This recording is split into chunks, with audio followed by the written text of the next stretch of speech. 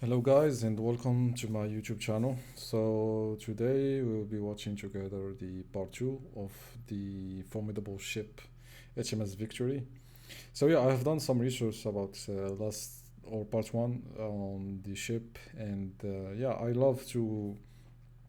don't just take in informations. I like to see from different perspective or points of view, or descriptions of the topic.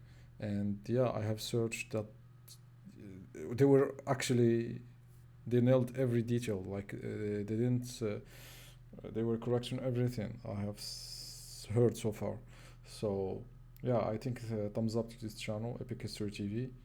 uh, yeah, I have learned that HMS Victory have fought in the during the Napoleonic Wars.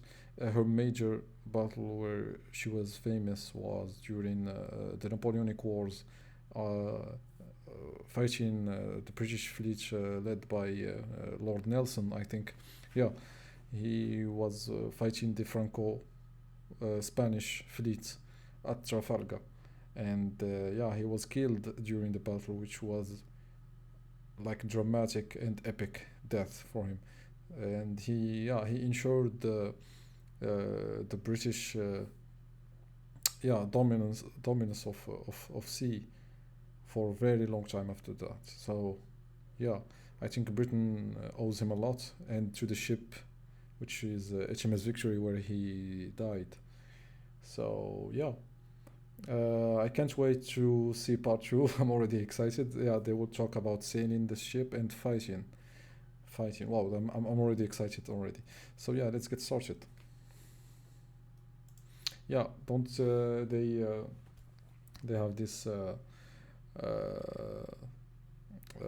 sponsor, War Thunder, and yeah, just making sure that yeah, don't forget to check out their original link in the description. And yeah, let's get started.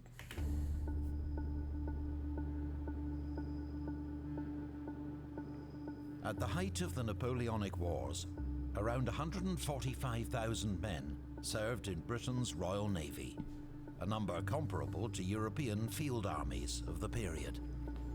Okay. Ships of the line, like HMS Victory, required huge crews, not so much to sail her, Of but course. to man her heavy guns. At the These animations, they are so cool. Like wow, and these paintings as well. This channel is epic. It's truly epic, as it is the name. Battle of Trafalgar in 1805, she had 820 men aboard, a little short of her full complement of 850. Just 15 of these men were commissioned officers. One admiral commanding the fleet, one captain in command of the ship.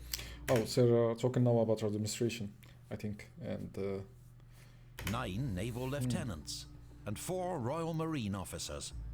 Then the senior warrant officers, including the ship's master in charge of navigation, the gunner, responsible for the ship's guns, small arms, powder, and shot, the boatswain, responsible for sails and rigging, and who with his mates oversaw all work on deck.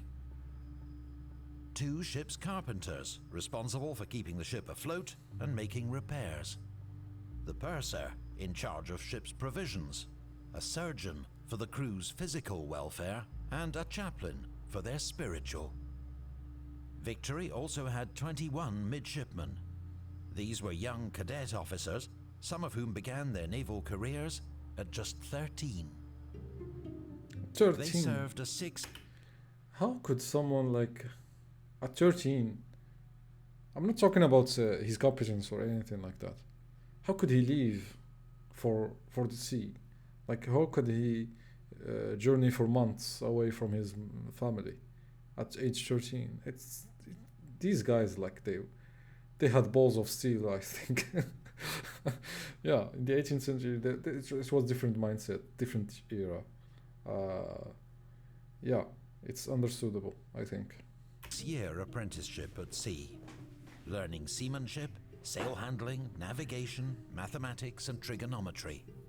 They'd then be qualified to sit the lieutenant's exam, a rigorous assessment by a board of naval captains. Further promotion to commander, then captain, would depend on merit and, crucially, social and political connections. Okay, corruption. The process could be hugely frustrating for those without influential friends, as satirized in this cartoon by the famous illustrator George Cruikshank. Some naval officers came from aristocratic families. Like, are these drawings from the era itself? Wow, they're already... wow. But most were from what today we'd call the middle classes. HMS Victory carried 43 clerks, orderlies, stewards and servants to assist the officers. 69 junior warrant officers, petty officers and their mates held various specialist roles, such as coxswain, armourer and sailmaker. There were 212 able seamen, the veteran sailors. 193 ordinary seamen with at least a year's service. Okay, classes.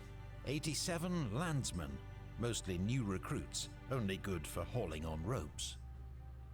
142 Royal Marine non-commissioned officers and privates, soldiers who fought at sea, led amphibious landings, and enforced discipline. And 31 ship's boys, many of them orphans plucked from... So not everyone is a soldier, like with the full uniform. I think the seamen were wearing like normal clothes, I think. Yeah, correct me if I'm wrong. Destitution, now destined for a life at sea. Each man was assigned a station for every maneuver. Top men were the fittest, bravest sailors who handled the sails high above deck. Forecastle men were knowledgeable veterans who handled anchors and bowsprit sails. The waisters in the ship's waist and afterguard on the quarterdeck and poop were for hauling on ropes. The crew was organized into two halves, the larboard watch and starboard watch. They took turns on and off duty, except for emergencies when all hands were called on deck. They were further organized into divisions, each commanded by a lieutenant responsible for his men's welfare and conduct. HMS Victory's crew, like that of most British warships, was surprisingly cosmopolitan. Most were from Britain and Ireland, but about 10% were foreigners, including Americans, Italians, Dutch, Maltese, and West Indians. About half were volunteers. The rest had been impressed, meaning they'd been forced into military service by the Navy's notorious press gangs. These naval recruitment parties scoured ports and passing ships for British sailors, all of whom were considered fair game for compulsory enlistment. The process was not always entirely peaceful. Navy press gangs were feared and despised by civilians. They were known to seize men who were not sailors or even British, though most were later released if they could prove their identity. And there were limits. Contrary to popular myth, the Navy did not press vagrants, nor did it accept criminals convicted of serious crimes.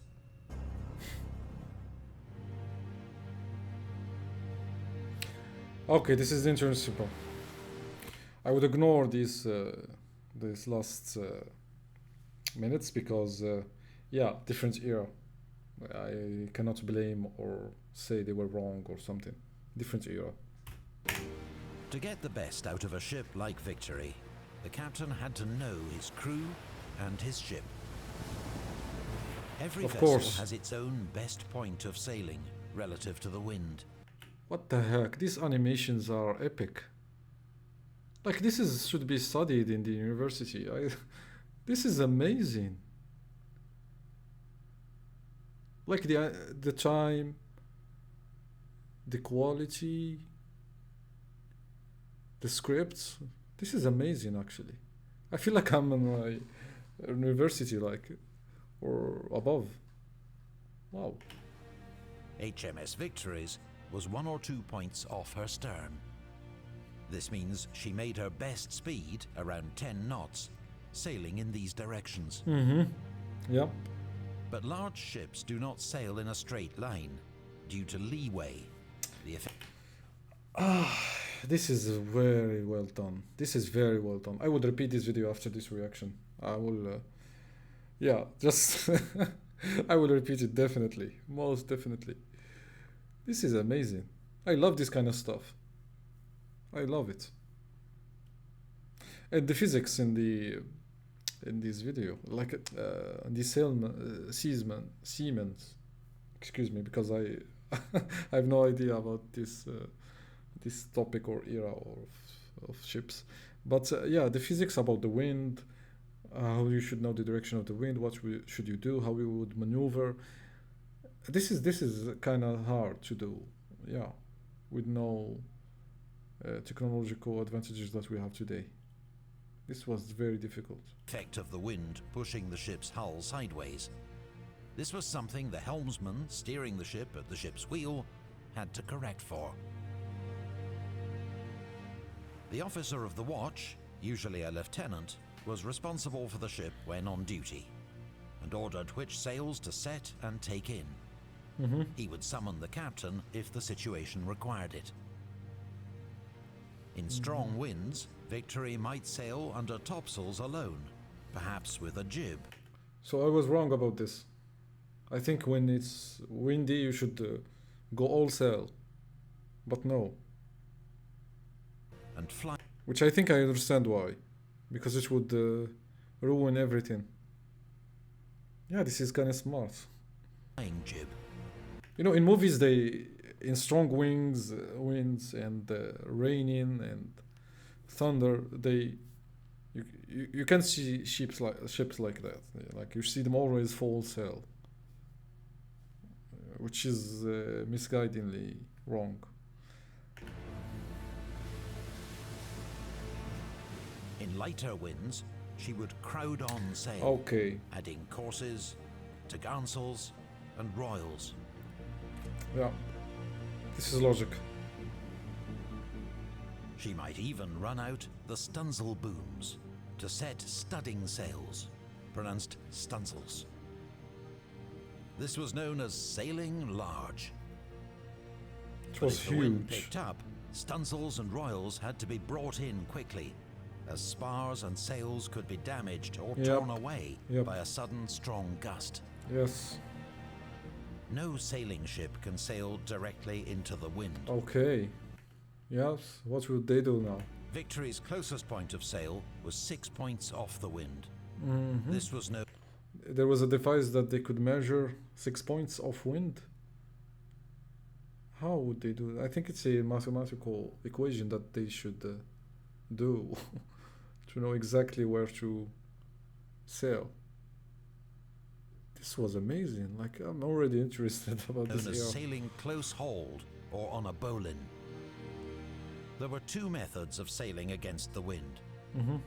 The first was tacking. This zigzag approach required precise sail handling and could...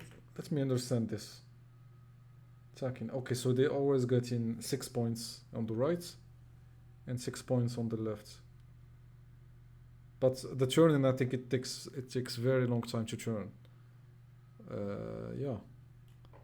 This maneuver was good, but slow. strain spars and rigging.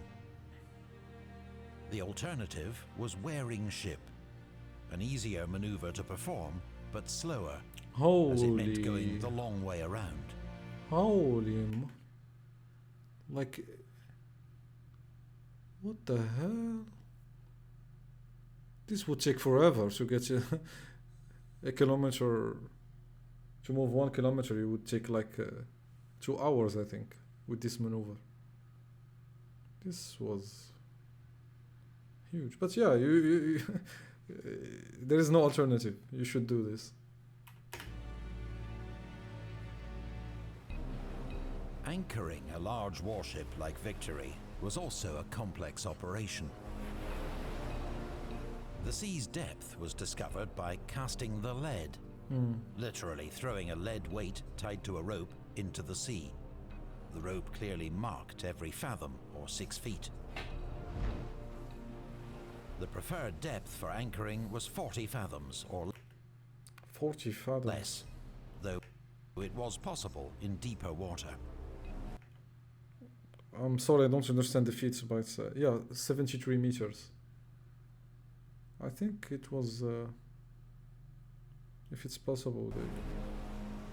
First, the ship reduced speed by taking in sail.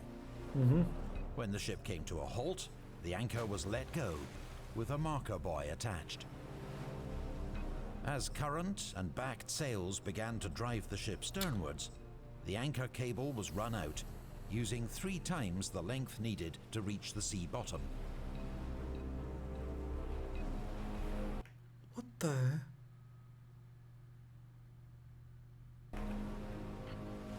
It was the weight of this giant cable, as much as the anchor, that kept the ship in position. Depending on weather, tide, and sea bottom, it might be necessary to set several of Victory's anchors to keep the ship safely moored. A less well-known inshore maneuver was kedging. This was a way to drag the ship against wind or tide, using manpower alone. The lighter kedge anchor was carried in a ship's boat, rowed out ahead of the ship, and...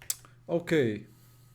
So, the first example, they throw it, then they go backwards. So, yeah.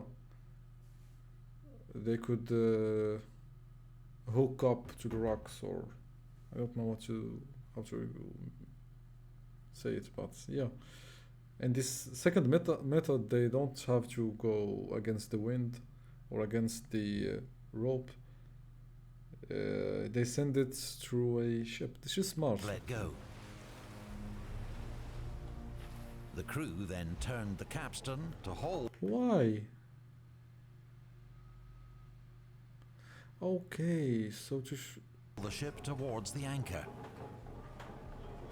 This exhausting process was repeated as many times as necessary to move the ship into position. Another version of this was warping, in which ropes were attached to a fixed object, like a strong tree on shore, and the ship hauled towards it. Like, do you know how many weights does the tree have to resist? What? How could this be possible? I've never seen that before.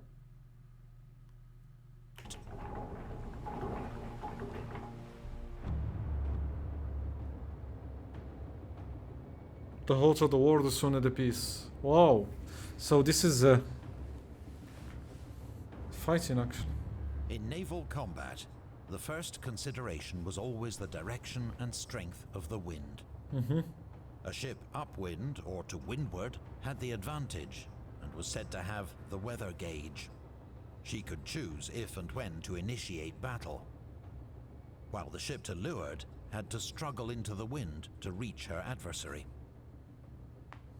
Ships of all nations sometimes flew a false flag, that of another nation, to hide their identity.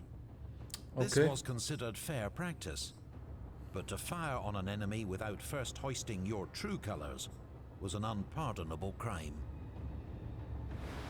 When about to engage the enemy, the captain would order, "Beat to quarters." To the rattle of the Marines' drums, the ship was cleared for... I can only imagine when you hear this drum and you are a seaman. Wow. Action. All temporary cabins on gun decks were dismantled and taken to the hold, so gun crews could work without obstruction. Yes. The sick bay was cleared away and all its patients carried down to the orlop deck. The galley stove was put out to reduce the risk of fire, and oh my god, the music already like giving me chills. The music is amazing. Like entering a war now. Like I feel like I'm on the ship trying to fight someone. ammunition this is amazing. was moved up from the magazines to the gun decks. The ship's boats were launched and towed behind the ship. Here they were less likely to be smashed to splinters by enemy fire, and were immediately ready for any emergency. Sand was poured on the deck for traction, while splinter netting was put up above the decks to protect men from any falling spars or pulleys shot down by enemy fire. Every man then took up his station for battle. Captain and officers in full uniform on the quarterdeck. Top men aloft, ready to trim sail. Sharpshooters on the fighting tops. Carpenter's crew on the orlop deck, ready to plug holes below the waterline. Gunners' mates in the magazine, filling extra cartridges. So as long as the carpenter crew is alive, your ship won't fall. Yeah. The surgeon in the cockpit, ready to receive casualties. For 3/4 of the crew, battle stations meant the gun decks, manning one of the ship's 104 guns. It was a huge amount of firepower for the age, and made her one of the most heavily armed warships in the world. Her heaviest cannon were the 32-pounders of the lower gun deck. At point-blank range, these guns could punch through 2 feet of solid oak. Heavy breaching ropes held each gun in place. Imagine these ropes weren't there. You forgot to make sure they are there. Holy hell. Otherwise, recoil would have sent 4 tons of gun and carriage flying across the deck after every shot. Yeah. Each gun had a crew of between 10 and 14, which was divided in half if the ship needed to fire on both sides. Each crew was led by a gun captain. He was responsible for aiming the gun, his crew shifting its massive weight with handspikes, crowbars, and wedges. When he was on target, the gun captain either applied a slow match to the touch hole, or as seen here, pulled a lanyard attached to a gun lock to fire the gun.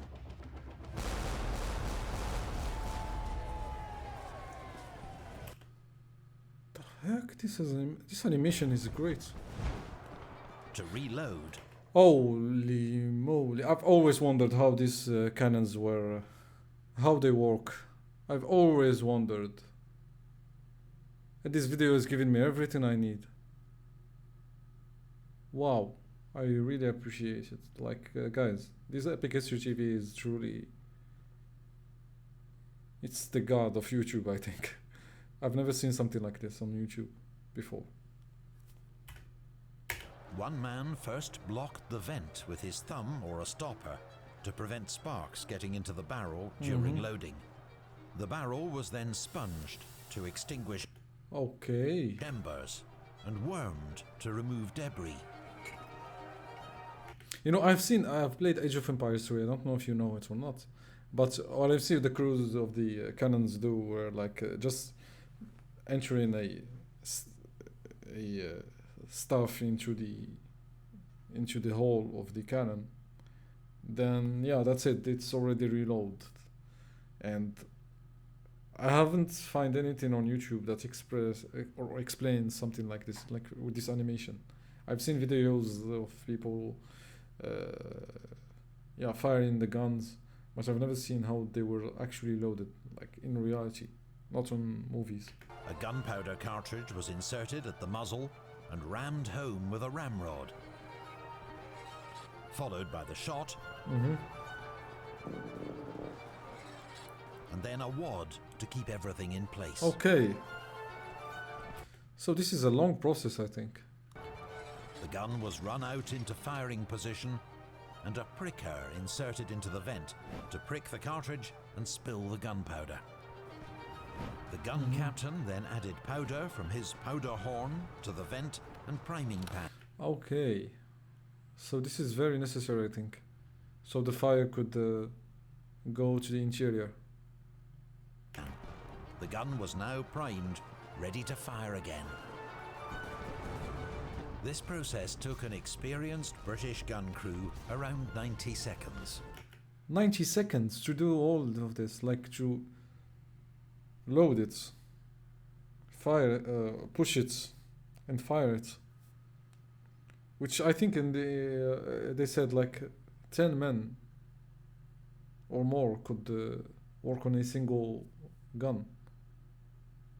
This is huge. 90 seconds, yeah. And they were generally faster and more accurate than their adversaries. Okay. As a battle wore on, the firing rate would fall dramatically due to exhaustion and casualties. Conditions on a gun deck during battle must have been horrendous. Of course. Noise, smoke, sweat, and gruesome wounds caused by shot, flying wooden splinters, and accidents. Battles usually began with a broadside, a ship firing all guns on one side in quick succession.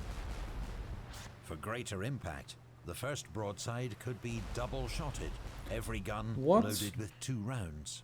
2 rounds, okay. To guarantee penetration of an enemy ship's hull, the range should be less than 500 yards. Many captains preferred extreme close range to fight yardarm to yardarm. So this is what we see on the movies. Yeah. This is like a suicidal mission. Like to get this close to a ship and fire this close. What? The deadliest maneuver was to rake the enemy, to fire a broadside into their stem or stern. Okay. Round shot would smash its way the length of the ship, dealing death and mayhem as it went. French ships tended to fire high, on the uproll, aiming for masts and rigging to immobilize the enemy. British ships aimed low, for the hull, trying to knock out guns and crew. At long range, a mile or more, round shot could be skipped across the sea, like skimming pebbles. What the hell? How is this possible?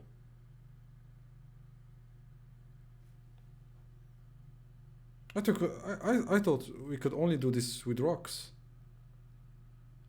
What? Across a pond.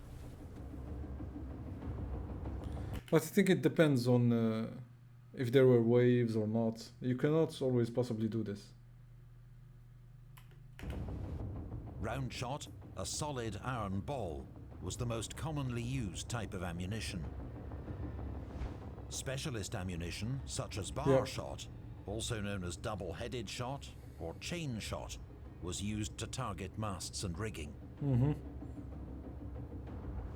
At close range, grape shot and canister, both packed with multiple smaller projectiles. Oh my god, this is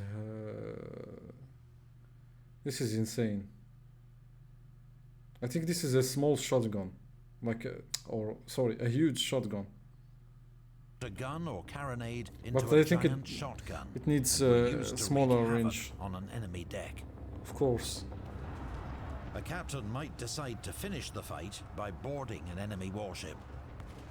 Designated boarders armed themselves with muskets, pistols, cutlasses, and half-pikes.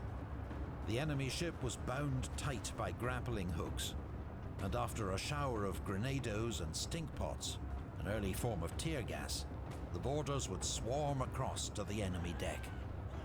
In such actions, morale, aggression, and momentum counted more than tactics. Though brutal, such battles were usually over quickly.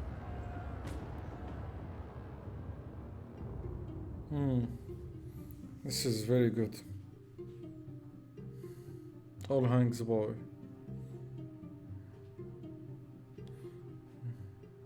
Combat at sea was relatively rare. Great fleet actions, such as Trafalgar and the Nile, were rarer still. Just a handful of days spread across 20 years of war.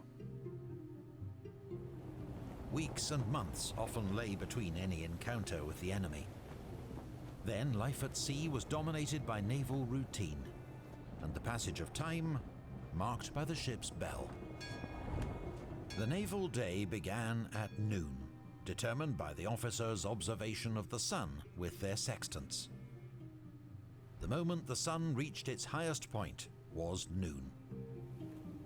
The ship's hourglass was turned, and the bell rung 8 times to mark the beginning of the afternoon watch. Half an hour later, as determined by a half-hour sandglass, the bell was rung once. A half hour later, it was rung twice, and so on. So 5 bells in the afternoon watch was 2:30 p.m.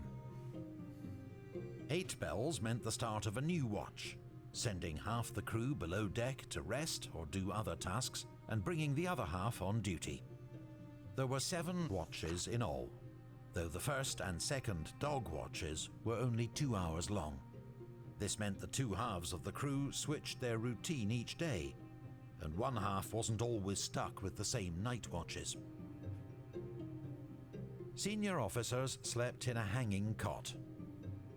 For everyone else, bed was a hammock strung up from the ship's beams. Most of the men slept on the middle or lower gun decks, their hammocks suspended between the guns, just 16 inches apart. But as most ships operated a 2-watch system, half the crew on duty while the other half slept, about half the hammocks were empty at any given time. In normal conditions, only part of the watch was required to sail the ship. The rest carried out various tasks, not least cleaning the ship, scrubbing decks, polishing brass, and painting woodwork. This was a matter of maintenance and hygiene, as well as collective pride in their ship's appearance. The crew were fed 3 times daily, though only dinner at noon was a hot meal. They organized themselves into messes of about 8 men, each taking his turn to fetch cooked food from the galley, which was eaten at a table suspended between the guns. Naval food wasn't fancy, but it was sufficient, even for men engaged in long hours of hard labor.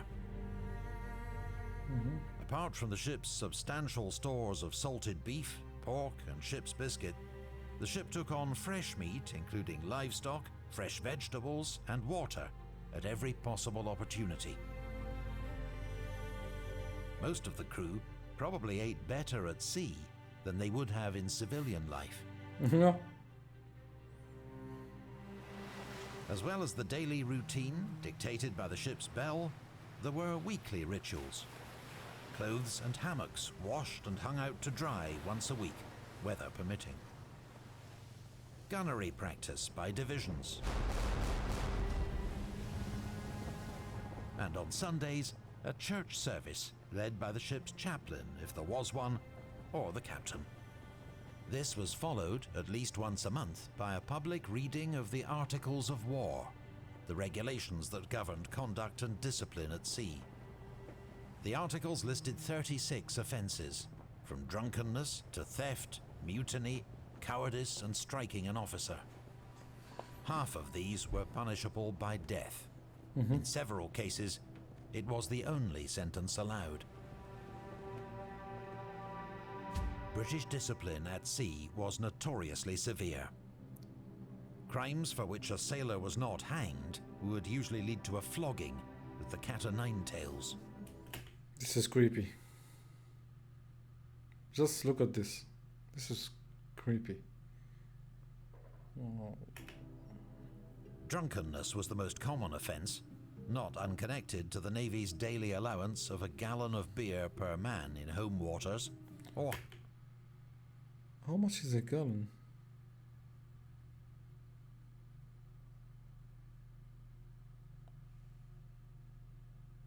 I think it's about 4 liters, I think. This is already enough. half a pint of rum or other spirits overseas. This, mixed 4 parts water to 1 part spirits, with lemon or lime juice added to prevent scurvy, was the famous Navy grog. Any man caught drunk or asleep on duty might get 12 lashes, delivered by a boatswain's mate in front of the assembled crew. Serious crimes, such as desertion, might result in 200 lashes or more, a punishment so severe it sometimes killed the prisoner. Some naval captains were ferocious tyrants, but most knew that harsh punishment was best used sparingly. British sailors did not expect an easy life, but did expect to be treated fairly and with dignity. If not, there could be trouble. In 1797, the Royal Navy experienced a large-scale mutiny at Spithead, affecting 16 ships of the line. It was effectively a strike for better pay, as sailors hadn't had a pay rise in more than a century. The mutiny was settled without violence, and the sailors largely got what they wanted. A second mutiny at the Nore made more radical demands, with some crews threatening to defect to France. This time, the authorities were determined to set an example, and hanged 29 ringleaders.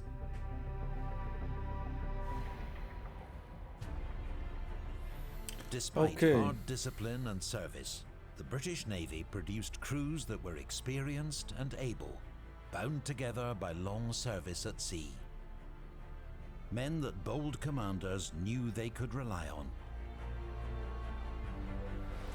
Oh my god, the music, guys, it's killing me.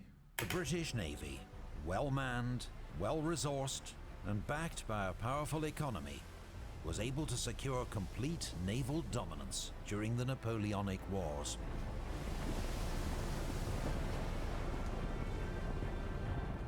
It would prove a crucial factor in Napoleon's defeat.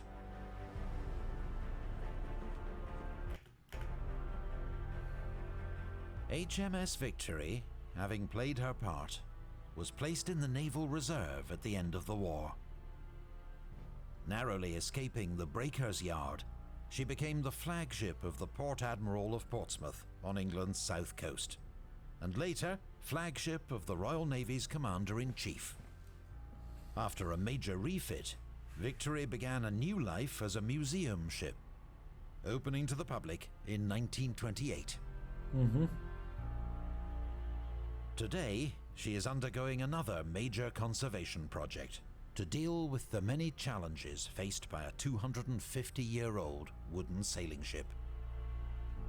It will ensure her survival far into the future, as a unique memorial to this dramatic age of naval warfare. Thank you to Royal Museums Greenwich. And thank you, Epic History TV. For this video. Thank you so much. Greenwich in southeast London has been at the centre of British naval history for centuries, and is an essential visit for anyone with an interest in our maritime past. There you can visit the Royal Observatory, home of the Greenwich Meridian, the legendary clipper ship Cutty Sark, and the National Maritime Museum. Their galleries tell the story of Britain's long connection to the sea, a tale of exploration, empire, trade and military power. Among the many highlights of the collection, the uniform Vice Admiral Nelson was wearing when he was killed at the Battle of Trafalgar. If you love maritime history, make sure you make a visit. I love it already. I love your content already. Thank you also to Jack Fine Art and the estate of Derek Gardner for permission to use his paintings in this series. You can view many more of his fantastic artworks via the links in the description. I love the paintings. Thanks again to War Thunder for sponsoring this video. Dive into the... Okay guys, so thank you for watching, and I'm looking forward to see more of Epic History TV content. I will start World War I. Stay tuned for that, and thank you guys for watching. I hope we have had a good time, and see you on the next video. Thank you.